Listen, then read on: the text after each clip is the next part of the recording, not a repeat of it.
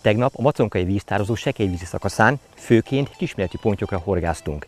De igazán kellemes meglepetés volt számunkra, hogy néhány termetesebb halat is sikerült szájba terelnünk. Ezek gyönyörű szép koi pontyok voltak. A mai nap folyamán a víztározó és a versenypálya mélyvízi szakaszán próbálkozunk, ahol vélhetőleg lényegesen kevesebb kapásra, de termetesebb egyedekre számíthatunk. Itt némi szerencsével megfoghatjuk álmaink halát is.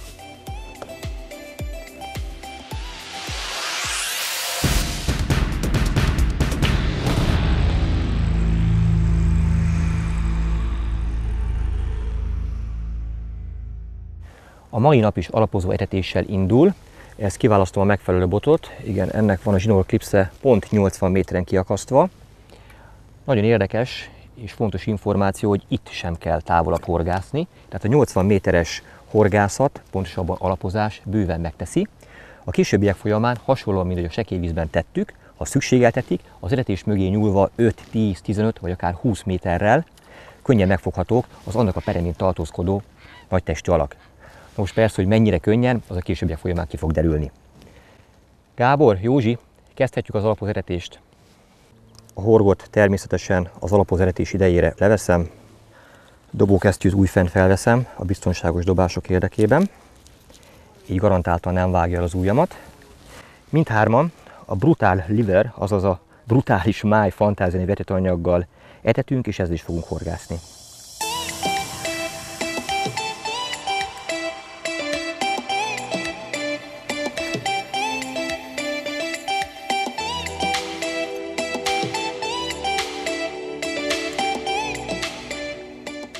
Minden bedobás után legalább 1 percet várok, hogy legyen ideje a kosárba nyomott etetőanyagnak kioldódni. A nyomás erejével lehet egyébként szabályozni azt, hogy mennyi idő alatt oldódjon ki. Az alapozeretés során fontos, hogy viszonylag gyorsan megtörténjen ez a folyamat.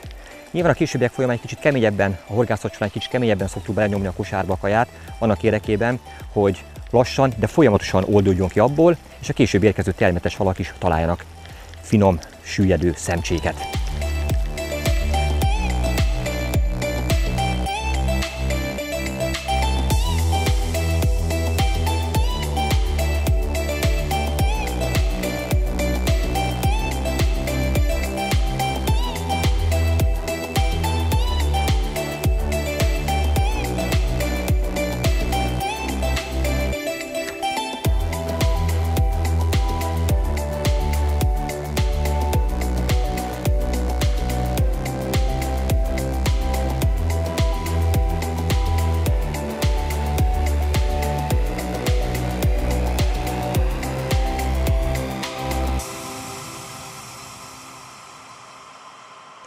Bement az utolsó etető gombóc, kiürült a tálkám, kezdésnek ennyi pont elegendő. Sipi beetett még 30 méterre, és megmutatja nekünk azt, hogy hogyan lehet víz közt metódszerelékkel keszegezni. Ugyanis 30 méterre halas kajával keszegezni fog.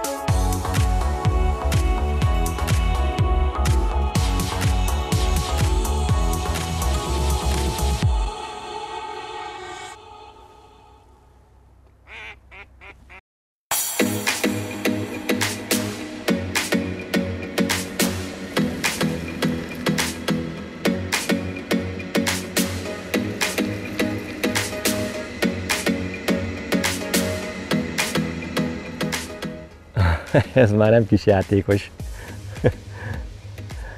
Szeretem, amikor így megáll a bot, csak itt tompán, lomhán mozog, nem rázza a fejét, és szépen határozottan megy balra.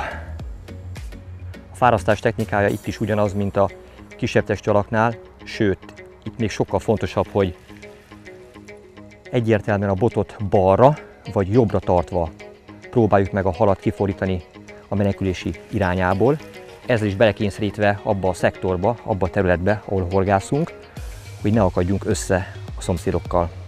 Aztán persze ez vagy sikerül, vagy nem, mert azért nyilván a felszerelésnek is vannak határai, azért nem lehet a végtelenségig húzni, meg hát természetesen a halat is azért kímélni kell, és az ő ereje sem elhanyagolható.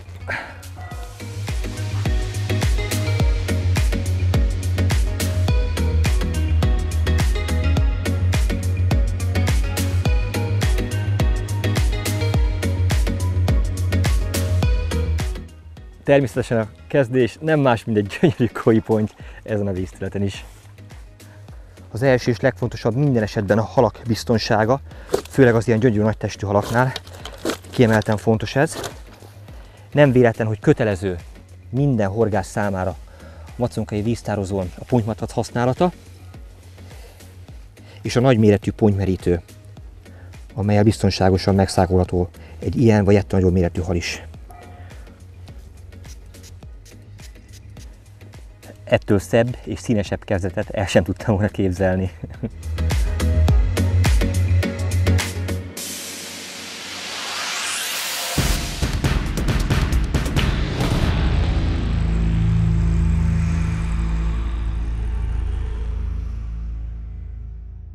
Az itt bevetésre kerülő felszerelések, botok, orsók, végszelékek tulajdonképpen teljes egészében ugyanazok, mint a másik sekélyvízi helyszínen használtak. Annyi különbséggel, hogy itt a legkisebb horog, amely a metódtelt fégyelkosaraknál van, a 12-es Guru QM1 helyett minimálisan 10-esre növekedett, míg a bordáskosarak mellé felrakott 12-es Quorum Expert Power horog helyett 8-as kerül a Speedbed gyorskapocs rögzítőjébe.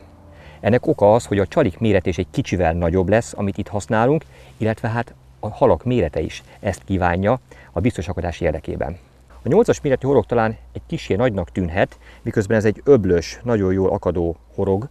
A horog öble, ami egy fontos a metód szabályzat szerint, ugyanis az engedélyezett maximális méretű horog az a gyári számozás tekintve 8-as, vagy pedig öblét tekintve maximum 10 mm lehet. Meg is fogom mérni, hogy most ennek mennyi az öble, digitális tolómérő segítségével. 6,82 mm-t mutat nekem a tolómérő, hát ez bőven 10 mm alatt van. A sekélyvízen használt csali választék itt egy újabb, de fontos taggal bővül, amely nem más, mint a Quattro Fluo Pop-Up Boilie 11 mm-es változatban. Nagyon érdekes, hogy ebből is igazából csak egyetlen egy íz volt, ami hatékony volt, de az nagyon, amely nem más, mint a narancssárga színű squid, azaz tintahal ízesítésű.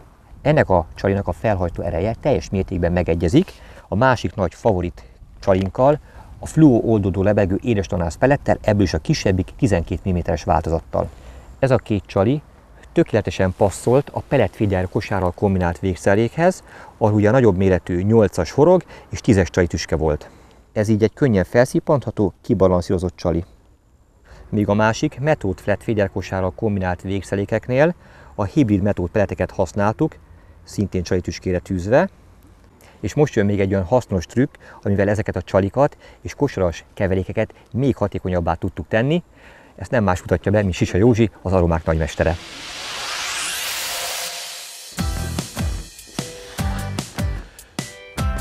Megjött nekem is az első nagy halam.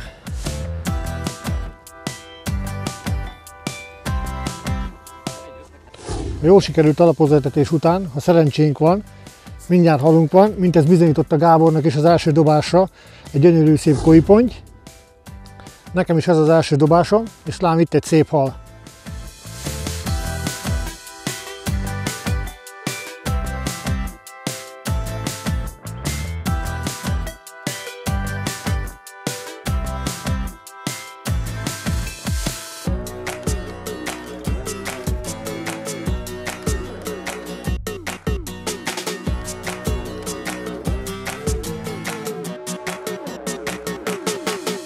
Első dobás. Neked is.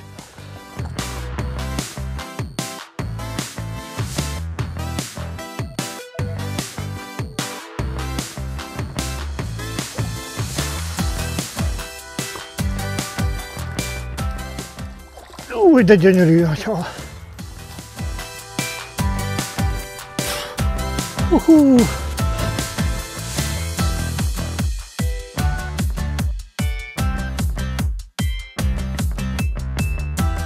Pici hibrid metódpellet és egy ekkora gyönyörű nagy hal. Lám az én első dobásom is halat adott. Igaz, Gábor már kifárasztotta, vissza is engedte a halát. Józsi is megmerítette már a pontyot.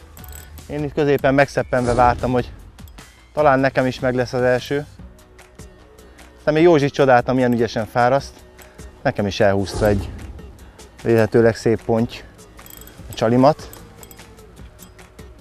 A nap eddigi legnagyobb hala. Alig bírom tartani, de remélem még lesz ennél nagyobb is.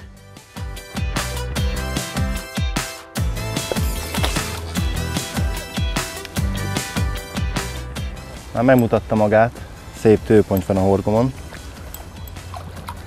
Ereje végét járja.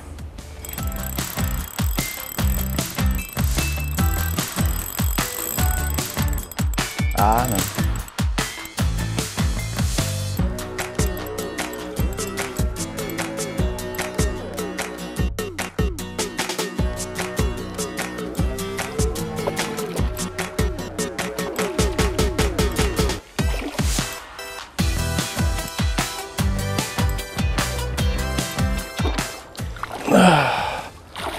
Ez már megvan.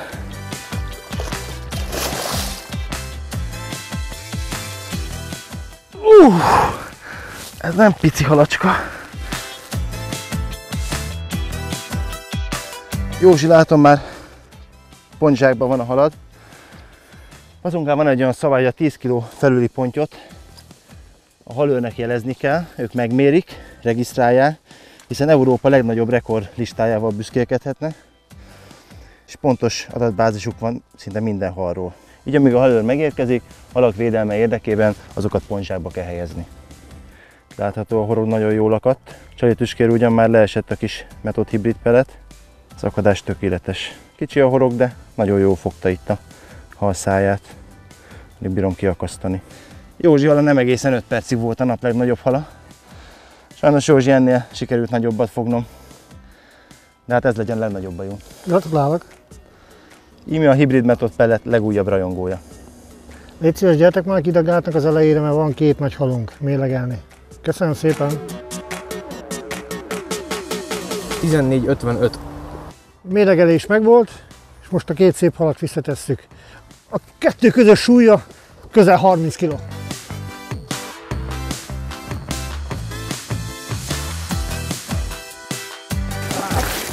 Most, hogy elúszott ez a 2 szépség, essen szó a Gábor által említett aromákról.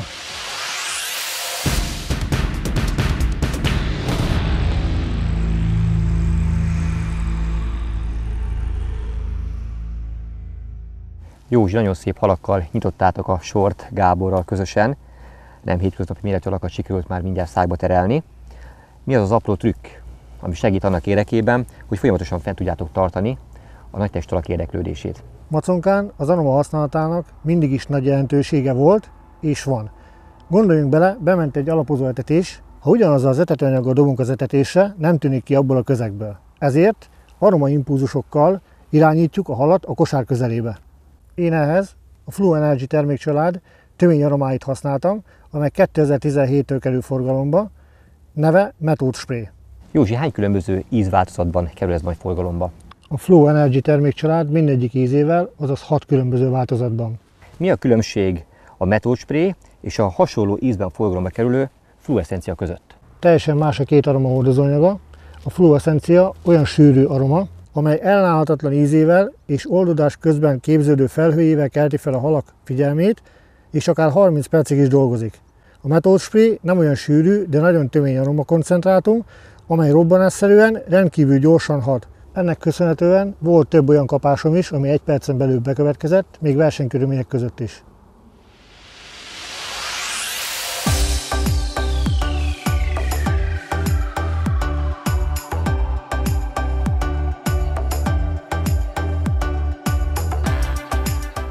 Ismét elhúzta egy szép ponty. Nagyon lomha kapása volt. Bevágás után azt hittem, hogy elakadtam, mert teljesen statikus volt, aztán szép lassan megindult és elkezdett pumpálni. Ebből gondolom, hogy nem az aprajából lesz ez se. Sikerült ide part közelbe kényszerítenem. Úgy látom, most vette észre, hogy itt van a parton, mert megindult befelé.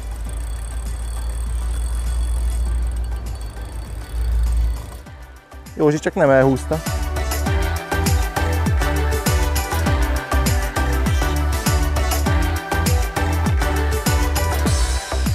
Józsi barátom itt szurkolt nekem, hogy sikeresen kifárasztassam ezt a halat. Aztán azt látom, hogy szalad. Neki is kapása volt.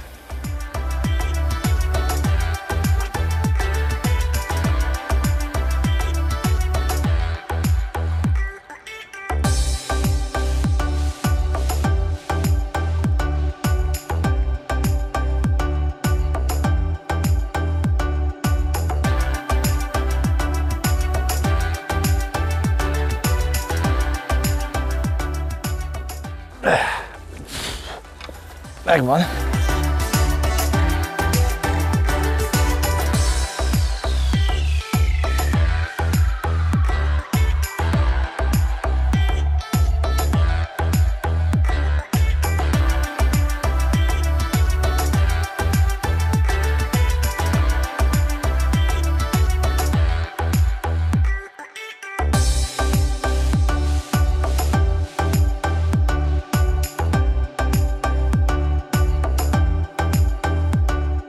Józsival úgy látom, hogy nagyon szinkronban mozgunk ma, megint dupláztunk egyet, de most ebből jött ki jobban. Gratulálok, Józsi, szép hal! Köszönöm. Nem lesz még részünk benne. Remélem én is. Még a mai nap folyamán. Hadd menjenek vissza.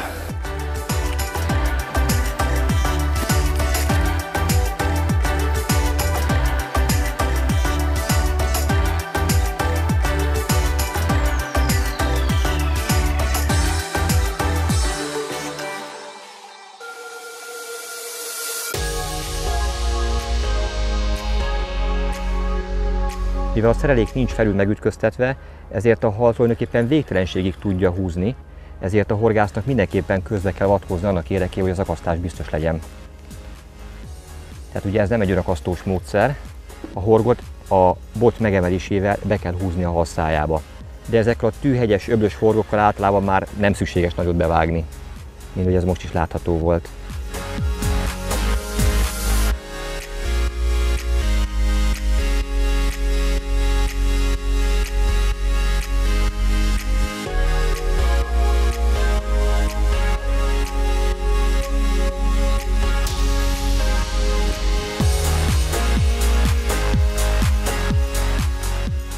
Dolgoztatja a felszerelést rendesen, meg persze a horgászt is. De hát ezekért az élményekért, ezekért a pillanatokért horgászunk.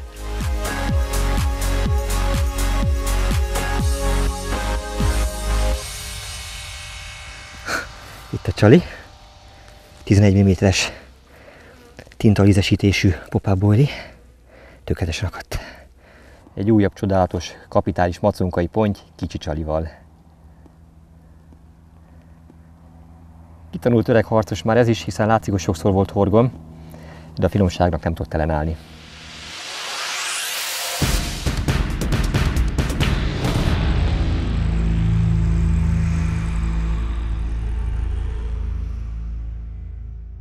Jól látszódik, hogy az a stratégia, amit a mai nap folyamán alkalmazunk, most is kiválóan működik, hiszen több szép pontyot sikerült már szágba terelni, de a déli időszakban, hát ez az egész dolog egy kicsit megpunnyad.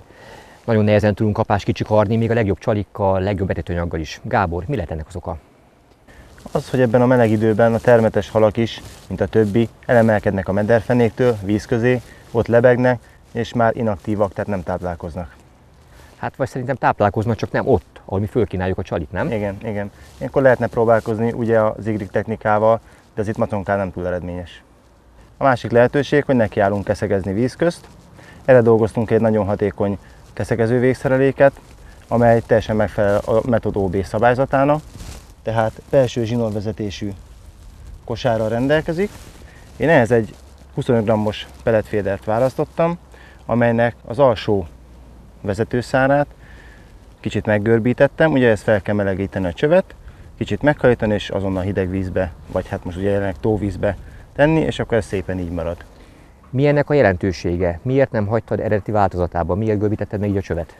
Azért, mert ha nem görbítettem volna meg, tehát egyenesen hagyom, akkor dobás közben a hosszú előke, ugye vízközti horgászatról lévén szó 1 méteres előkét használok hozzá, feltekeredne a főzsinórra, illetve a kosár felső szárára. Így viszont ez a meghajított szár eltartja az előkét, és az nem tud rátekeredni a fonott dobó előkére. Egyszerű, de nagyon hatékony praktika. Így van. Ugye itt már jól látszódik az 1 méteres előke, nagyon távol van a kosár, ez kicsit nehezíti ezt a fajta pecát. Az első, hogy megtűzöm a csalit, ami nem más, mint fél szem puffasztott rizs, és ez mellé egy szem vízben áztatott csonti. Miért jobb a döglött vagy döglöttnek tűnő csonti? Mert ugye tudjuk, hogy a vízben áztatott csonti egy idő után föléled, de most még abszolút nem mozog. Épp ez a lényege, hogy nem mozog, tehát nem fogja összetekerni még jobban az előkét. Másrészt meg azzal, hogy vízben áztatjuk, kicsit könnyebb is lesz a csonti, ezáltal nem húzza annyira le a puffasztott rizst. Mivel ugye a horgon csonti van, ezért egyértelmű, hogy az etetőanyagba is keverek néhány szem vízben ázott csontit. Ennek az a lényege, hogy a kosárból becsapódáskor kihulló csontiszemeket ugye víz közt fogják szedegetni a keszegfélék, éppen ezért erre az egy szem lebegő csontira is vélhetően nagyon gyorsan lesz kapás. És gyakorlást igényel, hogy ezzel a hosszú előkével ne akadjunk itt bele mindenbe a ládán, de meg lehet szokni. Nem kell annyira erősen belegyújni az etetőanyagot a kosárba, hiszen az a lényeg, hogy kicsapódjon a vízfelszínen. Következhet a dobás, nem túl messzire, 30 méter érdemes ezt a technikát művelni. Így a botot folyamatosan kézbe tartom, hiszen pillanatokon belül érkezhet a kapás. Közben feszítem a zsinort.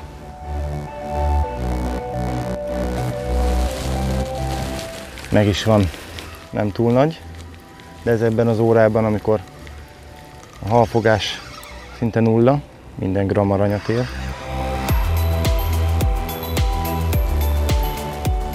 Egy karika keszeg az első áldozat, olyan 15-20 deka körüli. És akkor innentől kezdve nincs más dolgunk, mint mindezt a lehető leggyorsabban csinálni, és összefogdosni azt a súlyt, amivel megelőzhetjük azokat a versenytársakat, akik ilyenkor is a pontyot várják. Szerinted mennyit lehet ezzel óránként összefogni? Óránként 3-5 kilóval lehet számolni, de ahhoz nagyon jó ütemben kell fogni őket. Tehát, hogyha az első 2 órában sikerült nagy pontyból zsákmányolni egy 20-25 kilót, akkor a maradék 3 órában ezt tudjuk növelni 12-15 kilóval, amivel meg tudjuk előzni a szektorban lévő társakat, akik ugye csak nagy pontyra tették fel a versenyt. Ha minden jól megy.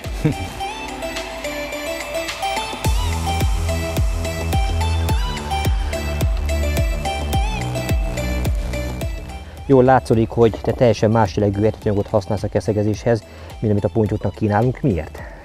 Ennek magyarázata az, hogy a brutális máj, ahogy az előző részben is bemutattuk, egy nehéz etetőanyag, és minden mellett a beltartalmi értéke miatt nagyon jól szelektálja a pontyokat. Tehát ezzel keszegezni nem túl célszerű, ugyanis a keszeg ezt nem eszi.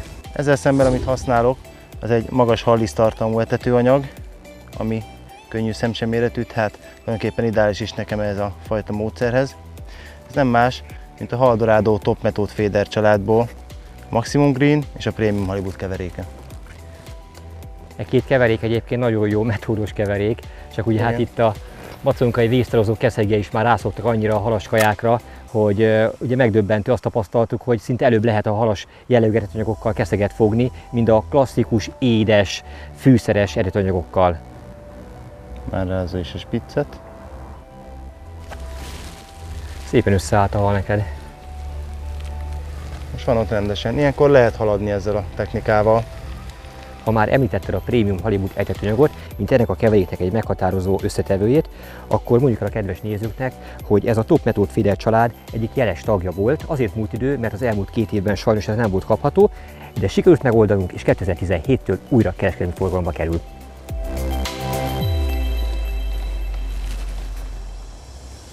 Haladós ez.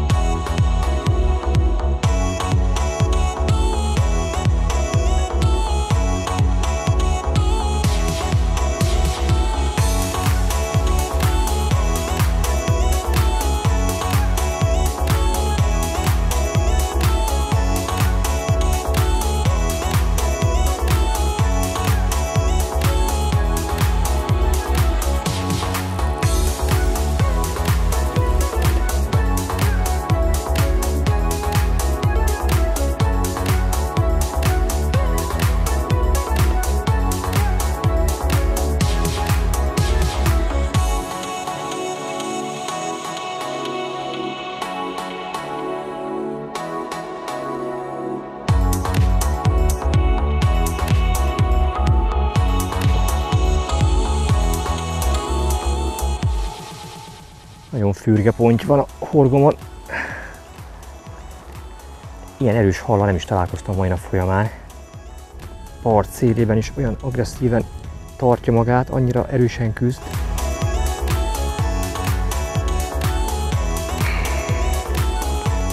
Kíváncsi leszek, hogy mekkora. De biztos, hogy 10 kg feletti.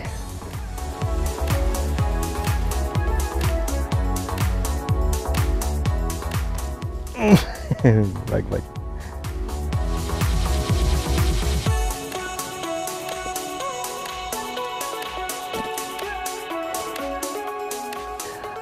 Csali a hibrid metódpalet.